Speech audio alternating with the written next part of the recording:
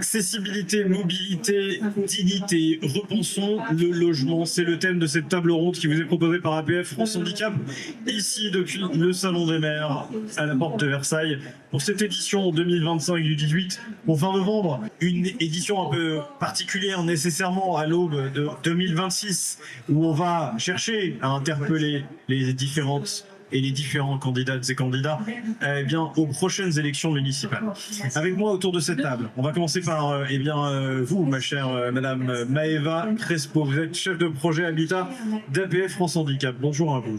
Bonjour. Merci d'avoir pris le temps de venir nous parler. À votre gauche, le vice-président d'APF France Handicap, Marc Vérove. Bonjour. Bonjour. Fouad Benhamed, président de SAMV, les solutions d'assistance à mobilité verticale, qui est à votre gauche et à ma droite, du coup. Bonjour. On se connaît bien. Vous aidez les personnes en situation de handicap qui sont empêchées par une panne d'ascenseur, de pouvoir malgré tout circuler verticalement. Et c'est notamment grâce à votre solution que les personnes peuvent se rendre au travail, à l'école ou encore à des rendez-vous médicaux. Clément Lhomme, vous êtes directeur de la maîtrise d'ouvrage chez Emmaüs Habitat. J'avais déjà rencontré et reçu à mon micro votre directeur général, Serge Contat. Bonjour à vous. Bonjour. Je suis actuellement adjoint au maire de Saint-Ouen-sur-Seine, en charge notamment des questions de handicap. Et c'est parfait, parce que justement, il y a la question des élus. Avec vous, Clément Lhomme, on a un parc qui peut être dans son jus, vieillir, etc. Comment on fait pour rendre totalement norme, totalement accessible un logement qui serait ancien? Effectivement, notre parc a entre 1 an et 71 ans. Donc effectivement, nous avons beaucoup de bâtiments qui ne sont pas à ces normes accessibilité d'aujourd'hui. Et nous traitons ces sujets de deux manières. Lors de nos réhabilitations, sur 15 000 logements, nous réhabilitons à peu près 600 logements par an. Donc vous voyez, à ce rythme-là, classiquement, on va mettre 30 ans à se mettre à niveau, donc c'est pas le bon rythme. Toutefois, l'ensemble de nos réhabilitations, nous traitons l'intérieur des logements, c'est-à-dire que le sujet notamment des salles d'eau, des marches à franchir dans les salles de bain, et surtout les sujets de hall d'entrée et d'accessibilité par rampe et par différentes kits d'adaptation, on y va de manière très engagée, très volontaire, puisqu'il n'y a pas vraiment de normes sur l'existant pour les mettre aux normes actuelles. Sur notre production nouvelle, c'est assez facile.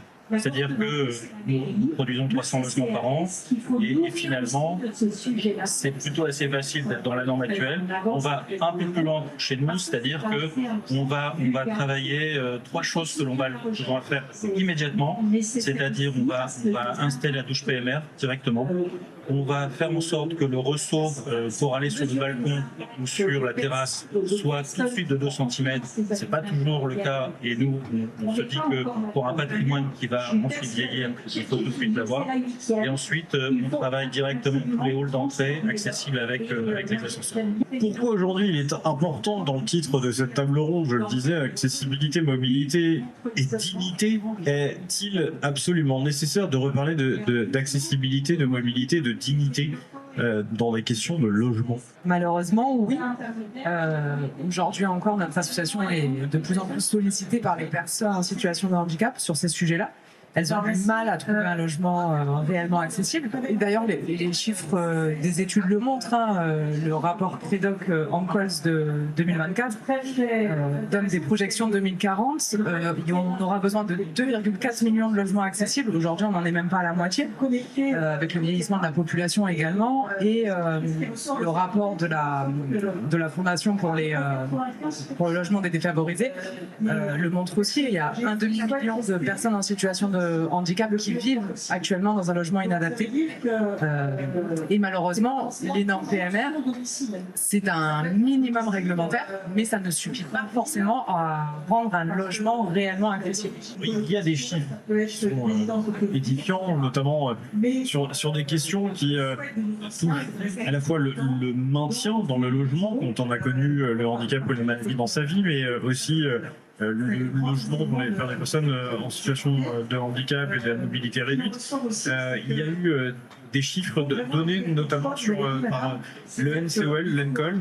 Vous pouvez nous les donner ou, Oui, c'est ça. Du coup, alors, je donnais les projections en fait en termes de besoins de logements accessibles pour 2040. Ça fait 2,4 millions de logements accessibles.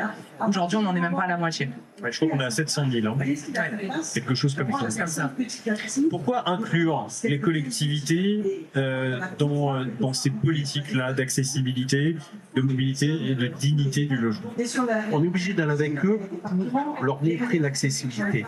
Parce que un logement accessible pour une personne n'est pas forcément un logement accessible pour une autre personne. C'est vrai que le fauteuil roulant, une fois que c'est accessible au fauteuil roulant, c'est un peu accessible à tous les types de handicap. Parce que le fauteuil roulant, c'est vraiment quelque chose de spécifique dans un appartement ou dans une maison. Il ne faut pas qu'il y ait de marche d'escalier, il ne faut pas qu'il y ait de marche pour les balcons. C'est forcément l'accessibilité universelle. Derrière, on peut avoir de l'accessibilité pour les personnes non-voyantes également. Faut voir où sont les meubles dans un appartement, mais on peut mettre aussi l'accessibilité à ce niveau-là. Donc l'accessibilité universelle est quelque chose d'important pour nous. On s'aperçoit aujourd'hui dans les constructions hors PHLM, les constructions privées, on n'y est pas du tout. Même avec la loi Elan, on n'y est pas non plus. La loi Elan, elle garantit que seulement 20% sont obligatoires dans les nouvelles constructions. Et même les 20%, ils ne sont pas. C'est ça le problème. Auparavant, on avait 100%, il y avait 0. Maintenant, on a 20%, il y a toujours 0 dans le privé. C'est ça le problème.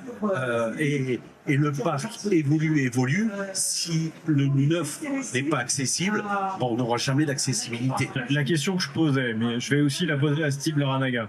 Pourquoi inclure une collectivité dans une politique où on veut rendre les logements accessibles, où on veut aussi créer de la mobilité, notamment la mobilité verticale, et on en parlera avec vous, Fouad Benhamed, mais aussi digne. C'est le rôle de la commune de gérer ça. C'est-à-dire que pour la population, ce que vous avez dit, effectivement, c'est qu'on se représente une personne en situation de handicap dans un fauteuil roulant. Ça peut être une bonne chose sur l'adaptation au logement, mais en vérité, le handicap, c'est beaucoup plus divers et il y a aussi la problématique de l'invisibilité du handicap. Donc ça, en fait, il y a une prise de conscience qui doit être faite au niveau de la société. Et donc là, les pouvoirs publics ont un énorme rôle à jouer. Ensuite, sur la question des collectivités territoriales, comme ça a été précisé, on a en général des collectivités comme des communes, des départements qui ont aussi des offices publics d'HLM. Donc sur la partie, on va dire, logement social, je vous donne un exemple. À Saint-Ouen, on a à peu près, sur une ville de à peu près 55 000 habitants, on a un parc social qui est, on a à peu près 8 à 9 000 logements sociaux ils ont près de 20% quand même de votre capacité. Alors, en termes publics, là je parle de bailleurs publics, on a aussi des bailleurs privés en partie HLM. Et si je vous donne un exemple du bailleur qui est un bailleur, on va dire, de la ville, ce qu'on a pu faire en 4 ans, c'est qu'on a pu transformer des logements qui avaient des baignoires en douche. On a transformé 500 logements comme ça. Donc ce que vous dites, je vous rejoins, en fait, c'est du rattrapage. Il faut savoir ce que c'est le handicap dans sa diversité. Ensuite, il faut nommer aussi quel est notre objectif. Et enfin, se donner aussi les moyens d'aboutir à cet objectif. Je me tourne maintenant vers vous. Vous êtes président de SAMV, les solutions d'assistance à mobilité verticale. Vous permettez la mobilité, mais aussi, quelque part, l'accessibilité et aussi la dignité. C'est bien parce que ces 3 mots, finalement, vous concernent toutes et tous autour de cette table. Déjà, ce que je voulais dire, c'est que le maire, il a quand même un pouvoir. Il a le devoir, d'assurer la sécurité de ses administrés. À partir du moment où une personne qui est bloquée dans un ascenseur chez elle parce que son ascenseur est en panne, ou qui habite même plus un immeuble dépourvu d'ascenseur et se retrouve emprisonné, lui, il a le devoir en fait d'apporter des solutions pour pas que cette personne se retrouve en danger en fait et soit en crainte pour sa vie. Ça, c'est des obligations du maire. Je vais reprendre l'exemple de Saint-Ouen parce que c'est un exemple intéressant. Nous, par exemple, à Saint-Ouen, on a une dame qui nous a appelés. Elle fait du basket fauteuil.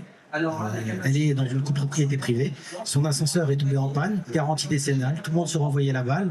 Le maire nous a appelé et nous a dit qu'est-ce qu'on peut faire. Donc on lui a donné en fait des éléments de langage et donc il a fait des mises en demeure. La situation a été réglée.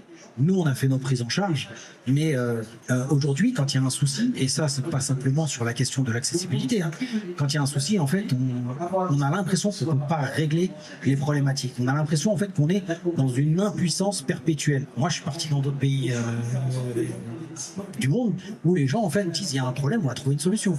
Et c'est comme ça, en fait, qu'on a créé SMV. On s'est dit il y a un problème, on va trouver une solution. Et au début, ça a été très dur. Parce que les premiers détracteurs qu'on a eus, c'est ceux en fait qui parlaient d'accessibilité universelle. Et nous, on leur disait, non mais attention, il y a des personnes âgées, ils nous avaient des immeubles dépourvus d'ascenseurs, on se met pas en opposition, simplement il n'y a pas de solution. Et qu'est-ce qu'on peut faire pour que ce soit pas forcément de l'accessibilité universelle, mais au moins de la prestation de mobilité. C'est incantatoire finalement, dire on veut l'accessibilité universelle absolument partout. Et il y a des moments où les ascenseurs tombent en panne, il y a des endroits où de toute façon mettre un ascenseur ne fait pas de sens, et de toutes les manières, les solutions supplétives sont nécessaires et sont un maillon de la chaîne. Exactement, et je peux citer aussi Emmaüs Habitat. Emmaüs, en fait, quand il y a un problème d'ascenseur, Clément Lhomme aujourd'hui. quand il y a un problème d'ascenseur, en fait, il nous appelle le temps de la réparation, on intervient, et c'est pas parce qu'on intervient, en fait, qu'on va se dire l'ascenseur va rester à l'arrêt. Et ce que je tiens aussi à préciser, c'est que malheureusement, quand on apporte des solutions, il faut être crédible. Et je voudrais un peu rendre hommage à Samuel Forestier, ici, dans ce stand, parce que en fait, c'est le premier qui a cru, donc c'était le directeur territorial de 78, 95, 92, et c'était le premier en fait qui a cru dans un moment où on était surtout sur de l'activisme de l'accessibilité universelle, et il nous a beaucoup apporté une crédibilité, parce que quand on arrivait devant les collectivités, il nous disait ouais mais vous êtes pas en situation de handicap, en gros vous avez pas votre mot à dire, alors que ça concerne en fait tout le monde, d'une part parce qu'on peut se retrouver en situation de handicap, et d'autre part parce que voir la situation d'un autre, en fait on a de l'empathie, donc voir la situation d'un autre doit nous interpeller, et on doit en fait avancer et œuvrer ensemble. Si j'ai bien compris, la fois où j'ai interrogé votre directeur général Serge Contat, j'ai l'impression que vous appelez de moins en moins SAMV, puisque si je dis pas de bêtises, vous êtes à 99% de taux de satisfaction et de fonctionnement de vos ascenseurs. Je dirais que c'est un sujet qui nous a interrogé depuis très longtemps. On s'est dit que notre pilotage des prestataires d'ascenseurs devait être très précis. Donc on a 250 appareils à peu près, et on était dans des constats où effectivement pièces usées, pas pièces usées, devis, pièces en commande, et donc on a des ascenseurs qui sont à l'arrêt. On a mis clairement des capteurs dans chacun des 250 appareils, et on suit ça à distance. Ce qui fait que, en fait, on a des alertes, on est en proactif par rapport à ça, parce que plus tôt on arrive en amont à solutionner le problème, mieux c'est. Donc, dans nos contrats, ils sont aussi ficelés assez bien, c'est-à-dire qu'il y a 45 minutes contractuelles pour l'ascensoriste pour venir trouver une solution. Bon, bah ça, c'est sur le papier. En réalité, c'est rarement le cas.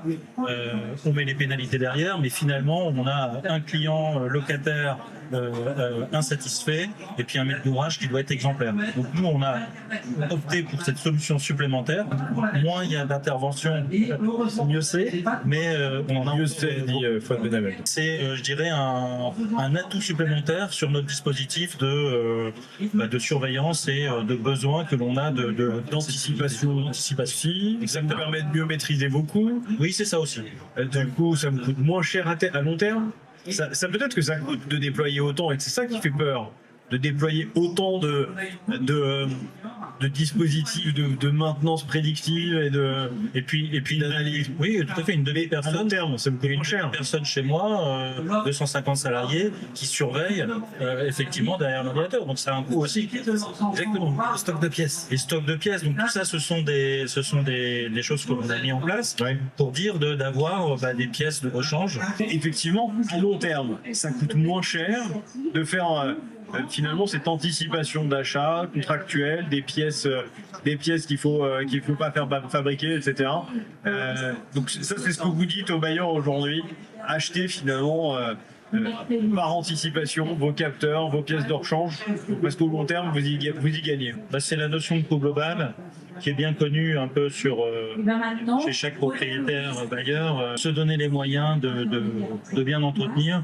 Et ensuite, même le contrat d'ascenseur lui-même, ça va de pair, c'est-à-dire qu'on a des équipements qui sont mieux maintenus et donc les contrats finissent par effectivement se tasser un petit peu en termes de prix. Moi, je me retourne du coup vers vous, Maëva Crespo, chef de projet Habitat chez ABF France Handicap. Quand on a ces 3-4 interlocuteurs autour de la table, collectivités, bailleurs, acteurs de la mobilité verticale, et puis vous, acteurs militants, associatifs, vous avez un peu le rôle de trait d'union quand même. Trait d'union, oui, on peut dire ça, et aussi d'expertise d'usage. Nous, on accompagne les personnes en situation de handicap, on connaît leurs besoins, et comme je vous le disais, les 100% accessibles, c'est bien, mais les normes PMR, elles sont pas forcément suffisantes. Nous, ce qu'on regarde, c'est vraiment la qualité d'usage. Un logement 100% accessible n'est pas forcément utilisable par une personne en situation de handicap, notamment en fauteuil. Attendez, parce que là vous m'avez perdu. Un logement 100% accessible n'est pas utilisable par une personne en situation de handicap. N'est pas Faut forcément. expliquer. Alors, un logement PMR, je me reprends. Pour personne à mobilité réduite. Oui, aux normes donc PMR. On appelle ça donc un logement accessible quand il est aux normes réglementaires. Le problème de ces normes, c'est qu'elles ne sont pas sur une qualité d'usage. C'est ce que je vous explique. Oui, elles sont sur une évaluation normative. Un minimum réglementaire. Et où, finalement, les usages sur lesquels ils se positionnaient auparavant ne sont plus au reflet de la vie d'aujourd'hui. C'est ça, et puis même sur les 2 cm de marche. Alors, 2 cm de marche, c'est bien, mais une personne dans le fauteuil roulant électrique, elle ne les passera pas. Elle n'accédera pas à sa terrasse.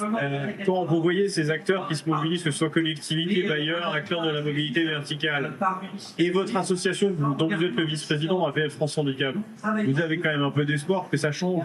Ah, on a beaucoup d'espoir. Ça fait 20 ans qu'on attend. Depuis la loi de 2005, on attend cette accessibilité et on compte beaucoup sur les nouveaux élus. Moi, je vais essayer de voir un maximum de maires ou de futurs maires pour qu'on reste sur 100% de la loi Elan déjà et qu'on accède à tous les logements en termes d'accessibilité. C'est notre souhait. Et après, on a dû inviter l'habitat inclusif aussi, où on compte beaucoup sur les maires et sur les partenaires sociaux. Quand vous voyez là les acteurs APF France Handicap, SAMV et puis Emmaüs Habitat, ça vous inspire quoi? On doit se battre pour faire avancer cette cause. Le handicap, ça doit être une délégation transversale. C'est-à-dire que quand on parle de logement, quand on veut avancer sur le logement, il faut associer l'élu au handicap. Quand on parle de personnel communal, il faut associer l'élu au handicap. Quand on parle de sport, il faut associer l'élu au handicap. Parce qu'en fait, le handicap est concerné par toutes les politiques. Quand vous voulez mener une action au niveau de la commune, vous allez voir la directrice générale des services, elle vous dit mais ça c'est pas de notre compétence, c'est le département. Donc tout le monde s'envoie la balle, que ce soit à l'échelle de la commune, du département, voire même de la région. Exactement. On a eu d'ailleurs pas si longtemps que ça encore avec la région Île-de-France qui renvoyait finalement dans les jambes du gouvernement et de la sécurité sociale le fait de ne plus abonder le budget des maisons départementales des personnes handicapées, puisque les fauteuils roulants vont être remboursés par la sécurité sociale. Donc vous, ce que vous dites, c'est désiloter les politiques, désiloter les décisions, plus de transversalité. J'ai un peu l'impression que, en substance et en résumé, c'est un peu ce que Maëva Crespo, Marc Vérove font avec APF France Handicap sur la question précisément de l'habitat. Je dirais que, en tout cas, dans notre profession, nos locataires n'ont qu'un seul interlocuteur, c'est-à-dire son propriétaire bailleur. Donc à nous d'être les facilitateurs, à nous d'être les aiguillons, à nous d'aller chercher les solutions parce qu'on ne va pas expliquer à notre locataire que l'ascenseur est en panne et qu'on n'y peut rien, qu'il y a une pièce qui a 3 semaines d'attente, que la région n'a pas financé ceci ou que la commune ne veut pas faire cela. Donc, à nous de mettre tout le monde autour de la table pour trouver les solutions et aller d'avant. Merci. Et maintenant, le mot de la fin, Fouad Benhamed, président des solutions d'assistance à mobilité verticale. J'ai plusieurs casquettes dans ma vie. Je suis adjoint au maire, je suis ancien agent administratif, attaché territorial à la ville de Bondy, je suis chef d'entreprise, Vous êtes cumulard, quoi. militant associatif, et à la finale, en fait, je sais comment on peut intervenir dans tous ces champs. Ouais. Je pense que c'est juste une question de volonté, et il faut juger les gens sur leur capacité de moyens, pas forcément de résultats, mais en fait, est-ce qu'on s'est donné les moyens de faire? Et ça, c'est pour moi la clé et vraiment le point essentiel. Si on veut juger de l'action publique ou de l'action associative des interlocuteurs. Je vous remercie infiniment d'avoir accepté l'invitation d'APF France Handicap ici sur le Salon des maires.